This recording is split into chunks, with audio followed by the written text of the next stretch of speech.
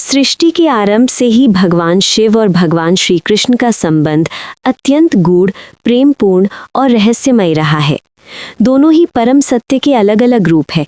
एक संहार और वैराग्य के देवता तो दूसरे प्रेम, लीला और करुणा के। फिर भी दोनों का उद्देश्य एक ही है, धर्म की रक्षा और भक्तों का कल्याण। एक बार की बात है, कैलाश पर्वत पर भगवान शिव ध्यान में लीन थे। उनके चारों ओर शांति थी, हिमालय की ठंडी हवाएं बह रही थी। तभी शिव के मुख पर एक हल्की मुस्कान आई। उन्होंने आंखें खोली और बोले, आज ब्रज में कुछ विशेष घटित होने वाला है।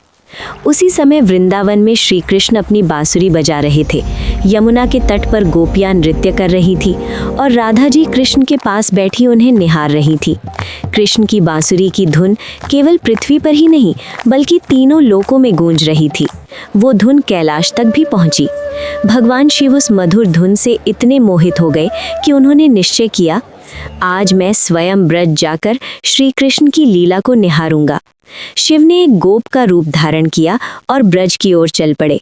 जब वे वृंदावन पहुंचे तो रास लीला आरंभ हो चुकी थी, परंतु रास में प्रवेश के लिए एक नियम था, केवल गोपियां ही प्रवेश कर सकती थीं। जब शिव गोप के वेश में भीतर जाने लगे तो राधा जी ने उन्हें रोक लिया। उन्होंने मुस्कुराकर कहा, आप साधारण गोप नहीं हैं, आप तो स्वयं महादेव हैं। शिव ने हाथ जोड़कर कहा, राधे, मैं यहाँ देवता बनकर नहीं बल्कि कृष्ण का भक्त बनकर आया हूँ।